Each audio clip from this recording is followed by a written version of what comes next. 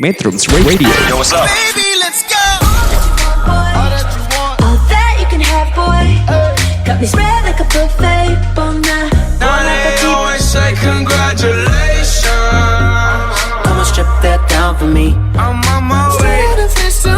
Girl, come on, strip that down for me. Yeah, yeah, yeah, Metrums yeah. Radio, media terintegrasi kaum muda.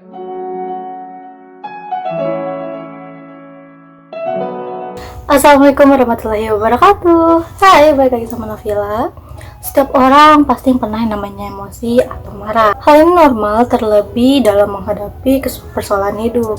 Tapi sebenarnya kamu bisa loh buat mengendalikan amarah kamu.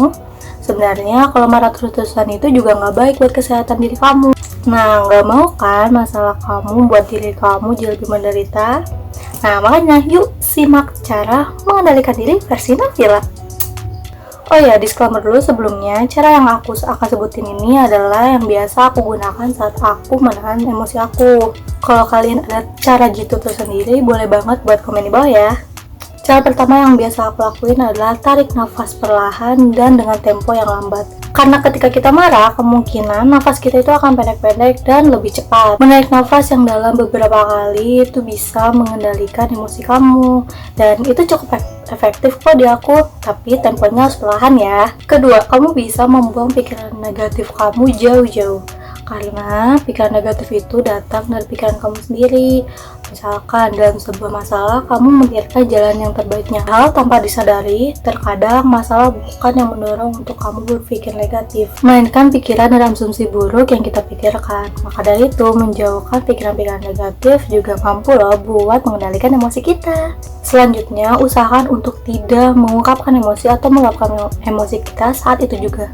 Usahakan untuk menenangkan diri dahulu, menjauhkan dari kerumunan, dan menenangkan pikiran supaya emosi yang kita keluarkan tidak menggebu-gebu dan malah merugikan orang lain. Saat emosi juga sebaiknya kamu jangan berbicara, karena dari pengalaman aku, saat kita semakin banyak bicara saat emosi, itu malah nambah emosi kita makin menggebu-gebu dan naik. Jadi usahakan untuk tahan dulu dan tidak berbicara dan menenangkan diri. Baru setelah kita tenang, kamu menyelesaikan masalah itu bisa dengan kepala yang dingin. Nah, diam juga merupakan salah satu cara yang paling efektif dalam mengendalikan emosi. Cara yang terakhir yang biasa aku lakuin adalah mendengarkan musik. Dengan mendengarkan musik kesukaan kita yang bisa bikin kita tenang, itu juga bisa mengendalikan emosi dan membuat kita jadi lebih tenang.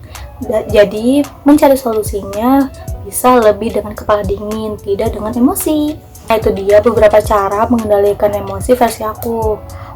Biasanya sih aku juga dibarengin sama mendekatkan diri pada Sang Pencipta, karena ya itu bisa jadi lebih tenang aja buat aku. Tapi kamu juga bisa kok mengeluarkan emosi kamu, misalkan dengan cara menangis atau berteriak. Kalau aku sih biasanya seringnya nangis, tapi tetap tidak berlebihan dan berlarut-larut ya, karena balik lagi, sesuatu yang berlebihan itu juga nggak baik.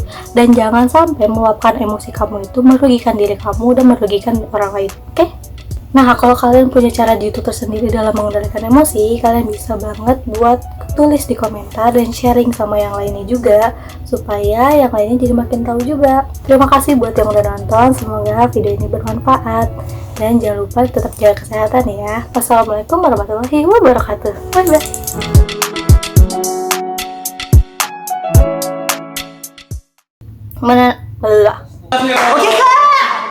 Metrums Radio, media terintegrasi kaum muda. Can't get enough.